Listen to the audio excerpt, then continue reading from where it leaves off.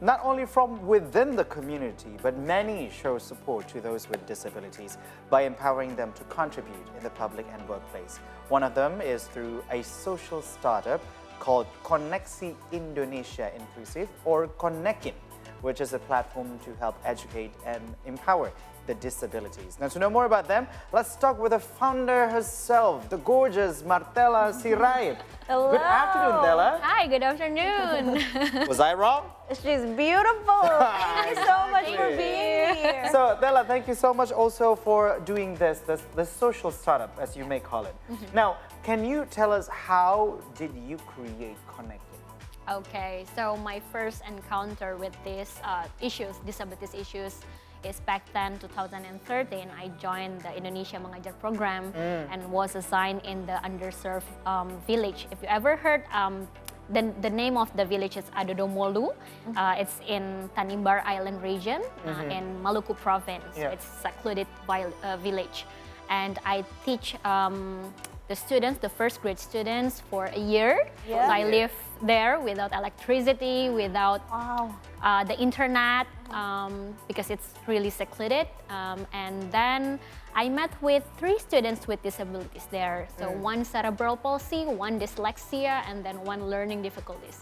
So these 3 students is my profound eye-opener and reinforce what I say it's my calling to these issues. And because my undergraduate is not related to disabilities issues, so I took my master degree in 2015 with the LPDP scholarship. I went to the UK and taking social policy, and then I back to Indonesia. I start this initiative Konekin in 2000. So what's your bachelor, if I may ask? International relations. We're actually from the same pond. Okay, so you were mentioning about dyslexic and also learning difficulties as well, and that is those are included in disability spectrum. So can you also tell us what are the conditions or the situations that could be categorized as disabled? So based on the disability law that we have since 2016, there are 4 types of disabilities. First is physical disabilities, sensory disabilities is like blind, deaf people, and the third one is intellectual disabilities. It's Down syndrome. We already see the videos of the friends with Down syndromes. And then the fourth one is hidden disability. We call it hidden because it's not really displays. Displays, because it's like you don't know with the appearance, it looks like a normal people, but they have like certain challenges. Like so, typical people, as we call it. It's a mental disability, and mental disability it's like autism, it's a bipolar. Also categorized as disabilities. So we have like a very varied spectrum of disabilities in Indonesia, and not all of the people know that disabilities, it's not just like a wheelchair or blind people like we already see in our society. Okay, so now we know that why and how you created Konekin. But if we may ask, what stigmas are you trying to break about disabled people? Well, it's really interesting because in its early stages of Konekin, we want to break the stigma that people with disabilities are only the beneficiaries of aid or social assistance by the government, and they are unable to work. That is the first stigma. But currently, we see that there is some shifting paradigm when the government and the companies through their CSR program are now they provide the trainings for entrepreneurship to the people with disabilities. So the stigma now is the people with disabilities are really suitable to run their own businesses. So there is the stigma that we want to break because like through the statistics, we know that it is very small percentage of people with disabilities can pursue their higher education. It's only 2.8% from the total populations of disabilities. And can you imagine that they are really challenging in their universities graded, and then after they are graduated, they are really hard to get to the formal job because of these new stereotypes of people with disabilities. So Konekin want to break that stigma and prove that people with disabilities can enter the formal job for them. Okay, so these blockages, do you think that it is actually, generated because of the system, or because of any other thing, like probably cultural and social differences, or the norms in society? Yeah, both of them. I think, well, if we talk about the regulations in disability law, they are mandated to the quota of workers with disabilities. So 1% for the companies and 2% for the public organizations, for example, for the government. But we see that it's really challenging for the companies or the public organization to adapt with the workers with disabilities because they need reasonable accommodation. And maybe like our general mindset is really costly to provide that kind of accommodation. So currently the government and the companies think that, oh, maybe we just provide the training of entrepreneurship and let them to be entrepreneur. That is, I think that is the shifting paradigm of people with disabilities right now. I see. So, but can you tell us what are the global efforts to break this negative stigma, this negative stereotype? Well, I saw that in the maybe like the other countries, they provide like the inclusive education, so they don't have like a special needs school like us in Indonesia. Yeah. So everyone can be in the same school, right?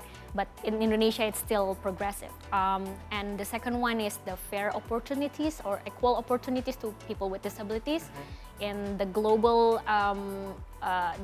situation, we know that many tech companies recruit people with disabilities, but in our country, it's still challenging. So awareness, giving them access to educations and fair opportunities to work, it's really the global trend right now. Okay, now this is interesting for me to actually follow up your statement earlier about how the education system should be inclusive.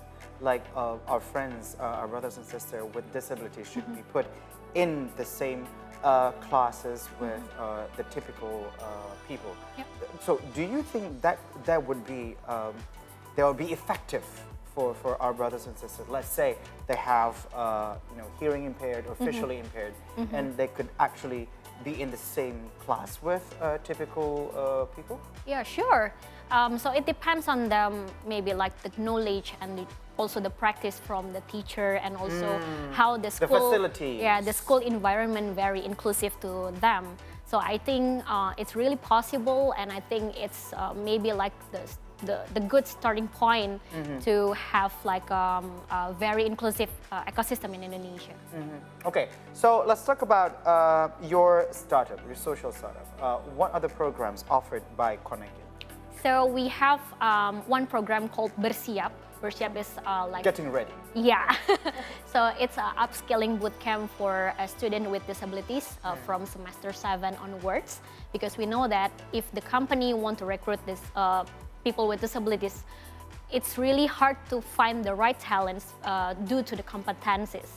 So in a digital era and people work in hybrid mechanism, so we need to upskill the people with disabilities with digital service skill, with the leadership, English proficiency. So we intervene earlier to the students with disabilities in universities.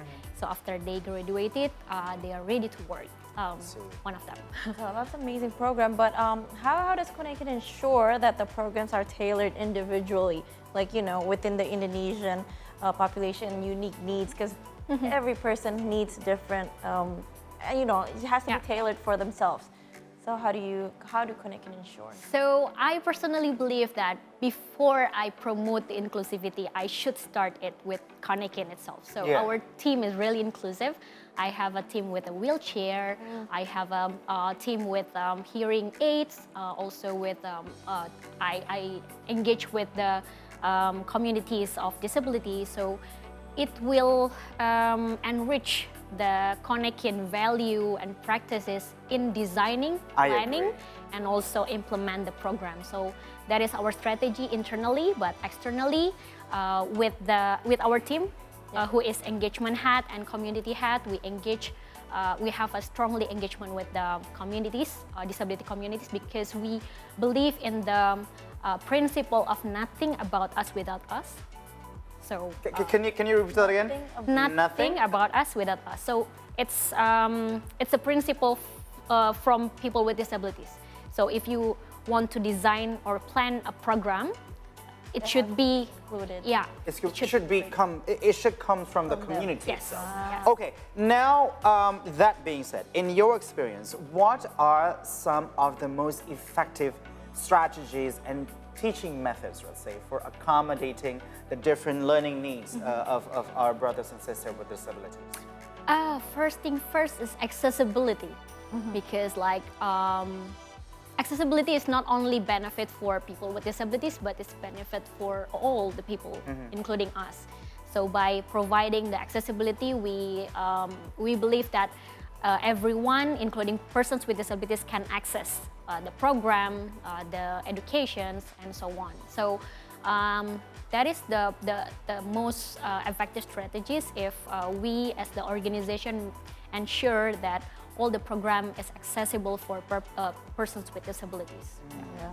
So how does assistive technology improve the learning experience for people with disabilities? Yeah, for example, like if we talk about right now, people didn't meet like offline, so they use like online platform for meeting.